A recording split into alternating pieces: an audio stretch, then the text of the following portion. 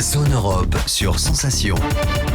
Bonjour et bienvenue dans Zone Europe sur Sensation, une émission enregistrée au Parlement européen de Bruxelles et réalisée en association avec TV78. Voici le sommaire de cette émission. L'eurodéputée Leila Chaibi, membre du parti de la gauche au Parlement européen, sera notre invitée, l'occasion d'évoquer avec elle les droits des travailleurs. Ce jour-là, le 15 juin 2017, est la suppression des frais d'itinérance. Depuis cette date, les Européens qui voyagent dans l'Union européenne peuvent passer des appels, envoyer des SMS et surfer sur le web depuis leur appareil mobile pour le même prix que dans leur pays d'origine. Les superstitions en Europe. Avec Evelyne Keller, auteure du livre 301 superstitions chez L'Opportun, on s'intéressera aux superstitions liées à la croix et aux objets croisés. Mais avant, que fait l'Europe dans notre région? Un exemple tout de suite. Zone Europe, l'Europe dans ma région. Depuis 15 ans, le réseau franco-allemand Diversité et Participation de l'Office franco-allemande pour la jeunesse, pour OFAGE, organise des rencontres autour de l'Europe et des jeunes. Le 3 décembre 2021, la rencontre se faisait à Trappes. Mais qu'est-ce que l'OFAGE? On écoute Anne Talino, secrétaire générale de l'OFAGE. Alors, l'Office franco-allemand pour la jeunesse, c'est une organisation internationale qui commence déjà à être un peu vieille, puisque nous avons été créés en 1963 au moment par le traité de l'Élysée, qui est le traité qui a fondé la coopération entre la France et l'Allemagne. Et l'idée, à ce moment-là, était de rapprocher les sociétés civiles, les deux sociétés, en passant par la jeunesse. Et donc, l'OFAGE a été créé pour rapprocher les jeunesses des deux pays. Et concrètement, nous travaillons donc pour développer les échanges entre les jeunes de 3 à 30 ans, comme nous avons coutume de le dire, et des échanges de tous ordres, que ce soit des échanges dans le cadre scolaire, dans le cadre du supérieur, pour l'insertion professionnelle, ou bien dans un cadre de hobby, par exemple la pratique sportive ou des échanges culturels. Et j'ajouterais que 15% environ de nos programmes se font avec un pays tiers, donc des échanges trinationaux, particulièrement de la région des Balkans ou du Maghreb. Et pour vous donner un exemple de l'ordre de grandeur, en 2019, avant que la pandémie nous arrive, nous avions pu soutenir les échanges de presque 200 000 jeunes. Les échanges internationaux, ou dans notre cas présent entre l'Allemagne et la France, permettent aux jeunes évidemment d'élargir leur horizon, de prendre conscience d'une réalité qui dépasse celle de leur quartier, de leur ville, de leur département. Certains de ces jeunes qui partent ne sont jamais sortis des limites de leur département. Et donc c'est à la fois des bénéfices sur le plan personnel, de confiance en soi, mais sont aussi des bénéfices pour le parcours scolaire, pour les choix après le parcours scolaire. C'est toujours bien quand on peut montrer qu'on a participé à un échange, voire par exemple, ça permet de faire des stages à l'étranger que nous soutenons aussi. Et dans le cadre de l'insertion professionnelle, ça fait partie des plus-values très claires. Et je dirais que ces bénéfices sont évidemment encore plus renforcés en ce moment, alors que cette pandémie est toujours là et que la jeunesse a extraordinairement souffert de cette pandémie et qu'elle a besoin de nouveau de pouvoir réouvrir ses horizons. Et ces échanges y contribuent. Le réseau Diversité et Participation a pour objectif de réunir les associations et institutions tournées vers les jeunes issus de quartiers prioritaires. Anne Talino. C'est un réseau dont l'objectif est donc qu'il réunisse des partenaires qui travaillent pour atteindre plus facilement les jeunes pour qui la mobilité, les échanges internationaux ne sont pas une évidence. C'est-à-dire les jeunes les moins favorisés. C'est une histoire ancienne à l'OFAGE qui est partie après 2006 des émeutes de Clichy-sous-Bois en banlieue, où le Conseil des ministres franco-allemands a demandé à l'OFAGE qu'il y ait un objectif d'une meilleure représentation de ces jeunes qui sont plus difficiles à atteindre pour la mobilité et qu'ils puissent être plus présents dans les programmes de l'OFAGE pour des jeunes qui n'auraient pas pris, par exemple, allemand en première langue à l'école.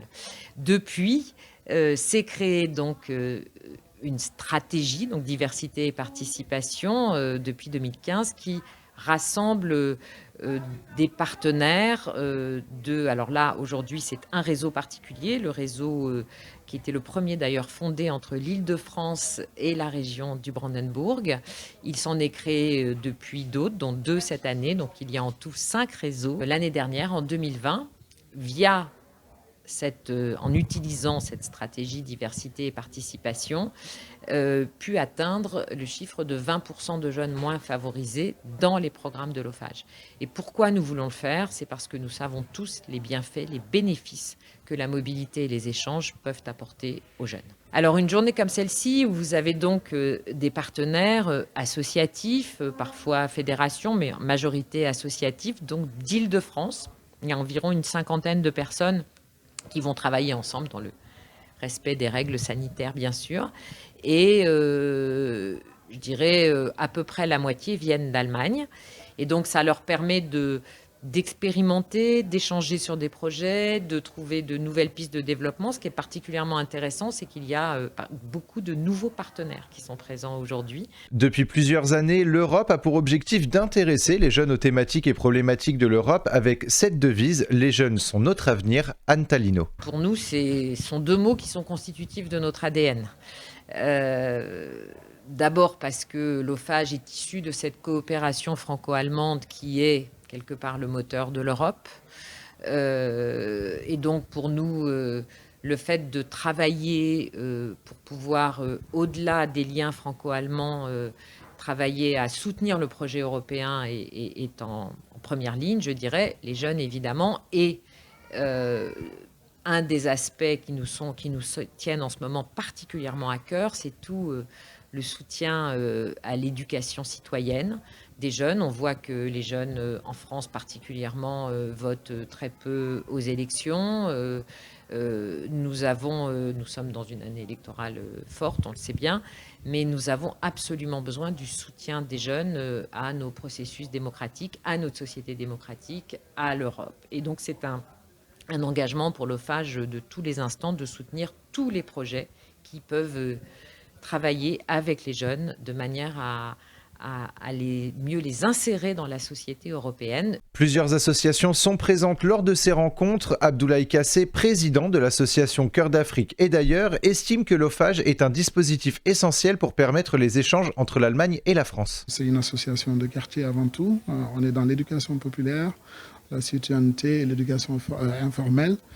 Et depuis quelques temps déjà, on fait beaucoup de chantiers de solidarité internationale et bien évidemment beaucoup d'échanges franco-allemands. Le lien avec l'OFAGE, c'est avant tout, comme je viens de le dire, l'organisation d'échanges de jeunes franco-allemands et c'est quelque chose qui date depuis 2013 maintenant. Zone Europe, ce jour-là. Depuis le 15 juin 2017, les Européens qui voyagent dans l'Union européenne peuvent passer des appels, envoyer des SMS et surfer sur le web depuis leur appareil mobile pour le même prix que dans leur pays d'origine. Les détails avec Europe Direct. À l'heure actuelle, il n'a jamais été aussi simple de circuler dans l'Union européenne. Grâce à la baisse des prix des transports longue distance, la multiplication des liens personnels entre les citoyens européens et surtout au développement des droits des voyageurs, les échanges entre Européens sont de plus en plus nombreux. Pendant l'année, il peut nous arriver en effet de nous déplacer dans différents États membres. Prenons l'exemple de Sarah, jeune fille française de 22 ans. Sarah a décidé de faire sa mobilité étudiante à Bologne, en Italie.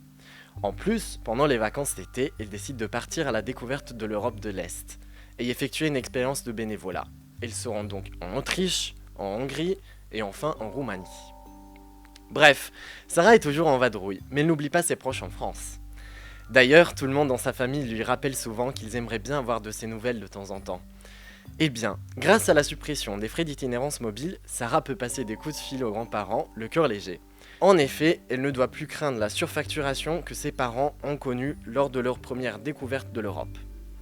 En effet, grâce à ce règlement, quand vous voyagez à l'étranger dans l'espace économique européen, Union européenne ainsi que Norvège, Islande et Liechtenstein, vous n'êtes plus facturé sur vos frais d'itinérance. Cela signifie que téléphoner, envoyer des SMS ou encore consulter les réseaux sociaux depuis un autre pays revient au même prix qu'en France. Mais attention, cette règle s'applique cependant dans le cadre d'une utilisation raisonnable de votre téléphone à l'étranger. Que cela signifie-t-il ?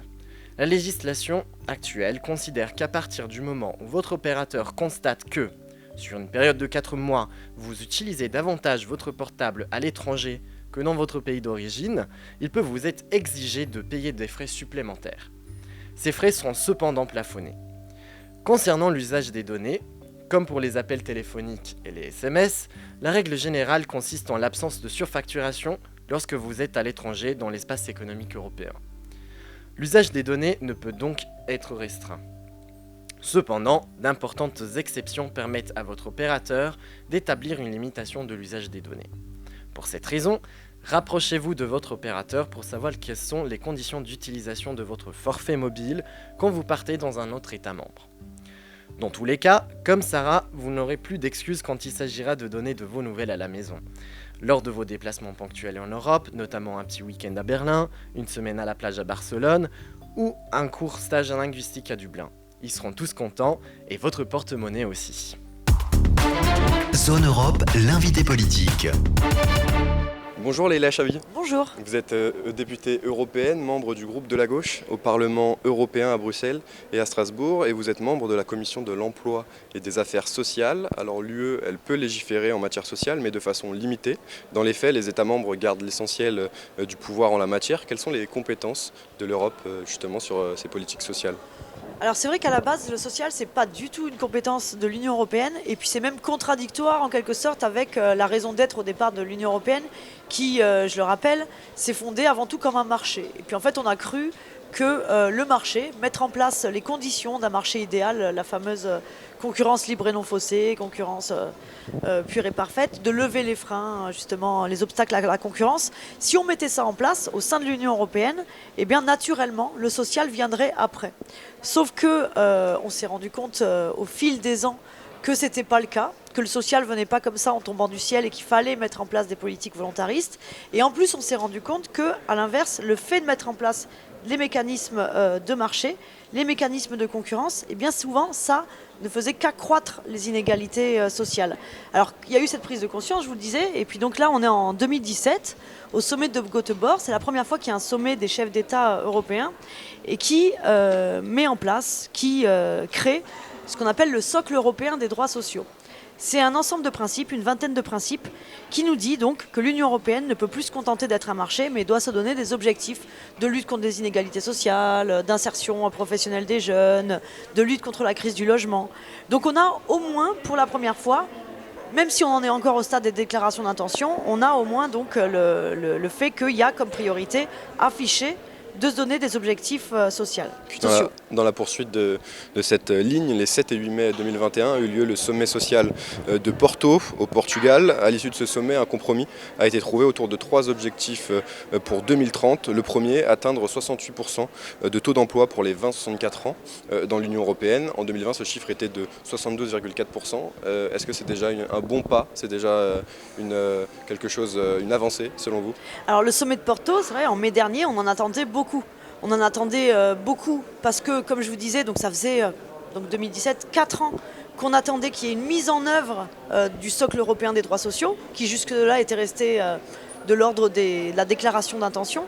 On attendait des objectifs chiffrés. Et puis en plus, on en attendait beaucoup parce que, entre-temps, était passée la pandémie de Covid-19. Et la crise du Covid, elle a aggravé les inégalités sociales, elle a plongé des centaines de milliers de personnes dans la pauvreté, dans la précarité. Les conséquences sociales de la pandémie, de la crise sanitaire, ont été énormes. Et donc on attendait des choses importantes de ce sommet. Malheureusement, je pense qu'il n'a pas du tout été à la hauteur des enjeux, ce sommet de Porto. Certes, on a des objectifs affichés en termes de création d'emplois, de réduire de fixer le taux d'emploi à un certain niveau. En termes de pauvreté, alors on nous dit que donc il faut réduire de 15 millions le nombre de pauvres d'ici 2030. C'est ça. Donc 15 millions le nombre de pauvres. Sur à peu près 30 millions, un chiffre qui est évoqué. Ah, moi le chiffre que j'avais c'était plutôt 92 millions. C'est pas le même chiffre déjà. Oui, 92 millions de pauvres. Et en plus, ça, c'était un chiffre qui date de avant la pandémie. À savoir que pendant la pandémie, plein de gens en plus sont tombés dans la pauvreté. Donc ça veut dire que si on se fixe, même si on prend votre chiffre, 30 millions, donc fourchette très très basse, on dit on réduit de 15 millions, ça veut dire qu'on accepte qu'il y ait 15 millions de pauvres. Ça veut dire qu'on se fiche comme objectif qu'il y ait 15 millions de pauvres. Je pense qu'un des objectifs de ce sommet, il aurait été réussi si on avait repensé toutes les politiques de l'Union européenne en se disant que cette fois, elles ne devraient pas être dictées à l'aune du marché, de la concurrence, mais à l'aune de l'urgence sociale. et que ça ne pouvait plus durer, ces politiques où, par exemple, pour prendre l'exemple du logement, c'est un sujet qui m'est cher parce que j'ai commencé, moi, à m'engager sur les questions de lutte contre la crise du logement. Vous savez que sous prétexte de concurrence libre et non faussée, il y a des États dans l'Union européenne, les Pays-Bas, par exemple, en 2011, qui ont pris une amende, qui ont dû payer une amende À l'Union européenne. à l'Union européenne parce que le fait qu'ils construisent massivement du logement social, du logement public, était considéré comme une atteinte à la concurrence, car faisant une concurrence déloyale au parc locatif, au parc immobilier privé. Et donc tout ça, peut-être que ça valait le coup, on a pu y croire pendant des années, mais en tout cas la crise du Covid, ça a remis aussi à plat toutes ces certitudes. Vous savez, la règle des 3% là, dont on parlait beaucoup, tous les États membres de l'Union européenne n'ont pas le droit de dépasser 3% de déficit public. dans leur budget. Eh bien, ces règles-là, qu'on croyait gravées dans le marbre, elles ont explosé et puis on a décidé de les mettre de côté parce qu'on s'est rendu compte que pour investir dans les hôpitaux, dans les services publics, on ne pouvait plus se soumettre à cette règle-là. Donc tous ces dogmes, il faut les jeter à la poubelle maintenant et on doit faire de l'urgence sociale une priorité. C'est aussi une condition pour que cette Europe, cette Union européenne, elle survive et que les gens votent en faveur de cette Europe. La crise du coronavirus, vous l'avez dit, a révélé de nouveaux enjeux, formation, travailleurs, des plateformes, télétravail aussi, qui n'étaient pas ou en tout cas peu pris en compte auparavant, dans le monde d'avant, le fameux monde d'avant. Aujourd'hui, est-ce que le Parlement européen a pris en compte ces nouveaux bouleversements, selon vous, ou est-ce qu'il c'est encore trop tôt? Alors, je pense qu'il y a une prise de conscience. On va dire je ne sais pas si on peut parler de côté positif à une crise comme celle qu'on vit depuis 2 ans maintenant, quasiment. Mais en tout cas, on sent que ça bouscule les certitudes. Et je vous parlais donc de la question du logement. On sent que maintenant, le logement, on ne peut plus le considérer comme un bien, comme une marchandise en concurrence avec les autres, mais ça doit être un droit fondamental parce que c'est un bouclier qui vous permet ensuite, quand vous l'avez, d'avoir droit à l'école, d'avoir droit au travail, etc., etc. Et sur les nouvelles formes d'emploi, également sur la précarité, je crois qu'il y a une prise de conscience parce que partout en Europe, pour prendre la question des travailleurs des plateformes numériques... On va y revenir après. Allez-y. Partout en Europe, toutes les villes étaient confinées, on était tous bloqués chez nous. Les rues étaient désertes, mais il y avait des gens qu'on voyait dans la rue qui permettaient aux restaurants qui étaient fermés au public de continuer à exercer leur activité, qui permettaient de nous apporter des plats alors qu'on n'avait pas le droit de sortir de chez nous. C'était les livreurs de repas à domicile. Et en fait, cette pandémie, ça a mis en lumière l'extrême précarité de leur statut, l'extrême précarité de leurs conditions de travail, le fait qu'ils étaient obligés pour s'en sortir de choisir entre leur santé ou leurs revenus, finalement. Et donc l'Union européenne a décidé de légiférer sur cette question. Il faut savoir que les plateformes de mise en relation, donc les plateformes numériques, je parlais des livreurs de repas à domicile, donc Deliveroo, Uber Eats, mais c'est également le cas donc, des chauffeurs VTC, elles ont pris comme prétexte les évolutions technologiques pour éviter d'avoir à assumer leurs responsabilités d'employeur. Vous savez, toute l'histoire du salariat, dans tous les États membres de l'Union européenne, il y a des statuts différents, il y a des droits du travail différents, mais au moins, il y a quelque chose de commun, c'est que partout, vous avez le statut de salarié, employé, et le statut de travailleur indépendant. Qu'est-ce que c'est qu'être salarié? C'est que la contrepartie du fait que vous donnez des heures toute la journée à votre patron, que le patron il a le droit de vous diriger, de vous sanctionner, de vous contrôler, et bien la contrepartie, ce qui fait que vous n'êtes pas un esclave, c'est que vous avez accès aux droits du travail et à la protection sociale. Ça s'appelle le statut employé-salarié. Sinon, vous êtes indépendant, vous fixez vous-même vos tarifs, vous n'avez personne au-dessus de vous pour vous donner des ordres, mais bon, en contrepartie, vous n'avez pas accès aux droits du travail. Les plateformes ont trouvé le moyen pour avoir à la fois les avantages du statut d'indépendant, les avantages du statut de salarié, mais pour le travailleur, c'est les inconvénients des deux. L'Union européenne est à la croisée des chemins. Soit on légalise cette situation actuelle en créant un troisième statut entre le statut de travailleur indépendant et le statut de salarié. Ce serait dramatique, mais pas que pour les travailleurs des plateformes, parce que demain, si cette possibilité existe, vous êtes le patron de n'importe quelle entreprise, vous êtes le patron de Carrefour. Pourquoi vous continueriez d'avoir des salariés quand vous pouvez avoir recours à des gens sans avoir à assumer vos obligations d'employeur? L'autre option, celle sur laquelle nous travaillons ici au Parlement européen, qui est désormais la position du Parlement européen qui a été votée en plénière en septembre, c'est d'imposer une présomption de salariat pour les travailleurs des plateformes numériques. Ce qui ne veut pas dire que tous les travailleurs des plateformes sont salariés, mais que s'ils ne le sont pas, c'est à la plateforme de le prouver et non pas comme actuellement au salarié de prouver qu'il l'est en allant voir le juge. Alors vous avez envoyé une lettre, vous avez participé à l'envoi d'une lettre à la présidente de la Commission européenne, Ursula von der Leyen. Qu'est-ce que vous lui avez demandé justement ?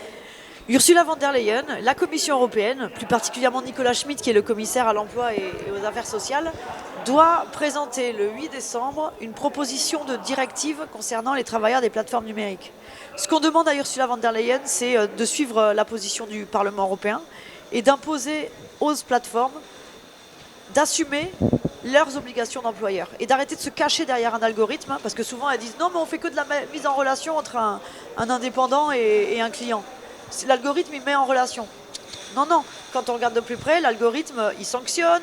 Vous avez 2 chauffeurs VTC, moi ils me racontent, ils me disent on a l'impression d'être les Pokémon d'Uber, hein, comme dans le jeu, vous voyez Pokémon Go, où vous êtes les dresseurs de Pokémon et ils disent on comprend pas, on est deux chauffeurs VTC l'un à côté de l'autre, on n'a pas les mêmes propositions de courses, il y en a un qui a des petites courses, moi j'ai des grandes courses. Tout ça c'est qu'il y a un humain derrière l'algorithme qui décide des règles de l'organisation du travail, c'est-à-dire le lien de subordination en fait, et donc sauf que quand on exerce un lien de subordination, on doit assumer la contrepartie. Donc nous disons à la Commission européenne, forcer les plateformes numériques à assumer leurs responsabilités d'employeur, plutôt que faire ce qu'elles voudraient, c'est-à-dire légaliser leurs délits. Hein. Vous savez, actuellement, tous les juges disent que ce qu'elles font, ces plateformes, c'est illégal. Que si vous faites quelque chose d'illégal, vous allez braquer une banque, qu'est-ce qu'on va faire ? On va vous rappeler à la loi, on va vous forcer à appliquer la loi. Et bien ces plateformes-là, c'est un peu comme si c'était des braqueuses de banques qui voudraient légaliser le braquage en fait. Donc on rend le braquage légal, comme ça on est sûr de ne pas aller en prison. Sauf que non. Nous on dit on doit les forcer à respecter la loi parce que l'enjeu, demain, il va concerner pas que les livreurs à vélo, pas que les chauffeurs VTC, mais c'est tout le monde du travail qui est soumis au risque de plateformisation, qui est soumis au risque d'ubérisation. Merci beaucoup, Leïla Chaibi, d'avoir été avec nous dans Zone Europe. Je rappelle que vous êtes députée européenne, membre du groupe de la gauche au Parlement européen. Zone Europe sur Sensation. Et chez nos voisins, ça se passe comment ? C'est notre rubrique en partenariat avec HEJ, l'Institut des hautes études de journalisme de Montpellier. Et chez nos voisins, ça se passe comment, le mariage pour tous ? Longtemps criminalisé, l'homosexualité est aujourd'hui légale dans l'ensemble des pays de l'Union européenne, mais de nombreuses inégalités de droits persistent entre les personnes hétérosexuelles et homosexuelles, en particulier en matière d'union civile et de mariage. En France, le mariage pour tous, ou loi Taubira, a été promulgué en 2013 sous François Hollande. Aujourd'hui, la France et 12 autres pays de l'UE reconnaissent le mariage homosexuel. Il s'agit des Pays-Bas depuis 2001, de la Belgique en 2003, de l'Espagne en 2005, de la Suède en 2009, du Portugal en 2010, du Danemark en 2012, du Luxembourg et de l'Irlande en 2015, de Malte, de l'Allemagne et de la Finlande en 2017, ainsi que l'Autriche en 2019. Dans ces pays, les couples gays et lesbiens qui se marient ont les mêmes droits que les couples hétérosexuels, tandis que certains pays restreignent toutefois certains droits pour les couples de même sexe, comme l'adoption par exemple. L'Italie, la Grèce, Chypre, la Croatie, la Hongrie, la République tchèque ou encore l'Estonie reconnaissent uniquement l'union civile comme le Pacs ou le concubinage. Ces unions accordent aux personnes qu'elles lient une partie ou totalité des droits et responsabilités prévues par le mariage, par exemple en matière fiscale, d'héritage, de sécurité sociale ou encore d'adoption. Le Danemark a été le premier pays au monde à mettre en place de tels droits en 1989. Parmi nos voisins, l'Irlande est le premier pays à adopter le mariage homosexuel à la suite d'un référendum avec 62% des votants. A l'inverse, en Slovénie, les citoyens ont rejeté par référendum la loi adoptée par le Parlement en décembre 2015. En Finlande, une initiative citoyenne a été déposée devant le Parlement. La loi, votée en 2014, n'est entrée en application qu'en 2017. Le mariage homosexuel, lui, ne fait pas l'unanimité en Europe. S'il est largement soutenu en Europe du Nord et de l'Ouest, le mariage entre deux personnes du même sexe est en revanche rejeté par l'opinion publique dans la plupart des pays du bloc de l'Est et des Balkans. Zone Europe sur Sensation.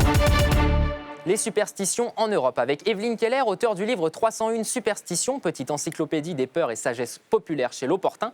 On s'intéresse cette semaine aux croix et aux autres objets croisés. Donc lié à la superstition de la croix, qui est un symbole chrétien, mais pas que, on le retrouve bien avant, beaucoup de personnes vont attacher une grande importance au fait de croiser les objets.